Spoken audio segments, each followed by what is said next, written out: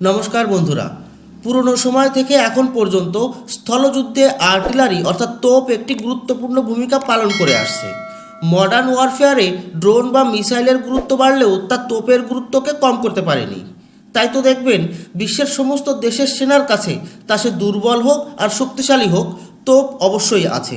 আর এই তোপ নিয়ে ভারতের ডিআরডিওর বিজ্ঞানীরা এমন এক সফলতা পেয়েছে যা সারা বিশ্বকে হতবাক করে দিয়েছে। আমাদের ডিআরডিওর বিজ্ঞানীরা তোপের গোলার সাথে এমন এক টেকনোলজি ইন্টিগ্রেট করেছে যা এর আগে বিশ্বের কোনো দেশ সফলভাবে করতে পারেনি। এমনকি টেক জায়ান্ট আমেরিকা চেষ্টা তো করেছিল, কিন্তু সফল হতে পারেনি।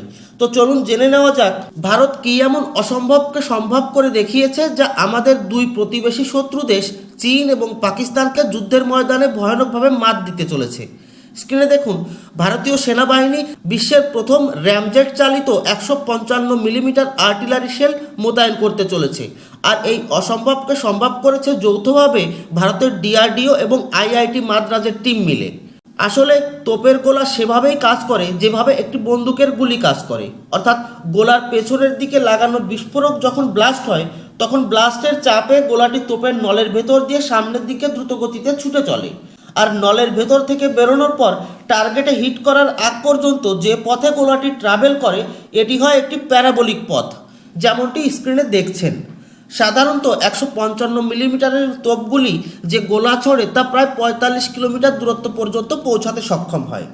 এবার ভাবুন, যদি গোলাটি নল থেকে বেরোনোর পরপরই মিসাইলের মতো নিজেই শক্তি উৎপাদন করে সামনের দিকে ছুটে চলতে পারে, তাহলে বিষয়টি কেমন হবে? অবশ্যই এর রেঞ্জ বেড়ে যাবে। আর ঠিক এই প্রযুক্তি বানিয়েছে ভারতের বিজ্ঞানীরা। ভারত তোপের গোলার সাথে র্যামজেট ইঞ্জিন ইন্টিগ্রেট করতে সক্ষম হয়েছে। এখন প্রশ্ন হলো, র্যামজেট ইঞ্জিন কি? তো র্যামজেট হলো এক ধরনের বায়ু নিঃশ্বাস প্রশ্বাসকারী জেট ইঞ্জিন। স্ক্রিনে র্যামজেট ইঞ্জিনের একটি ছবি দেখতে পাচ্ছেন। র্যামজেট ইঞ্জিনের সামনের দিক দিয়ে বাতাস প্রবেশ করে, আর বাতাসে থাকা অক্সিজেন ইঞ্জিনের ভেতরে গিয়ে ফুয়েলকে জ্বালাতে সাহায্য করে। আর ফুয়েল জ্বলার ফলে হাই প্রেশার গ্যাস ইঞ্জিনের পেছন দিয়ে বেরোনোর সময় ইঞ্জিনটিকে সামনের দিকে ধাক্কা দেয়, যার ফলে ইঞ্জিনটি গতি পায়। আর র্যামজেট ইঞ্জিনটি তখনই চালু হয় যখন ইঞ্জিনটি কমপক্ষে 2 ম্যাক গতিতে পৌঁছায়। অর্থাৎ ভারতের দ্বারা তৈরি করা র্যামজেট শেলগুলি তোপ থেকে বেরোনোর পর যখন 2 ম্যাক গতিতে পৌঁছাবে তখন র্যামজেট ইঞ্জিনটি চালু হবে এবং শেলকে অনবরত গতি প্রদান করতে থাকবে, যার ফলে শেলগুলি বেশি দূরত্ব অতিক্রম করতে সক্ষম হবে। বলা হচ্ছে এই র্যামজেট ইঞ্জিন লাগানোর ফলে 45 কিলোমিটারের রেঞ্জ বেড়ে 80 কিলোমিটারে পৌঁছে গিয়েছে। এখন একটি প্রশ্ন আসতে পারে, তাহলে এই গোলার অ্যাকুরেসি কেমন হবে? কারণ সাধারণত তোপের গোলা কোথায় হিট করবে তার ক্যালকুলেশন তোপের নলের অ্যাঙ্গেল এবং গোলার পেছনে লাগানো কার্তুজ অর্থাৎ এক্সপ্লোসিভের উপরেই ডিপেন্ড করে। আর এখন তো গোলা নিজেই গতি এবং রেঞ্জ বাড়াতে ইঞ্জিন ব্যবহার করছে, তাহলে আগে থেকে অ্যাকুরেসি কিভাবে নির্ধারিত হবে? তো মিসাইল যেভাবে অ্যাকুরেসি মেনটেন করে ঠিক সেভাবেই এই তোপের গোলাও অ্যাকুরেসি মেনটেন করতে সক্ষম।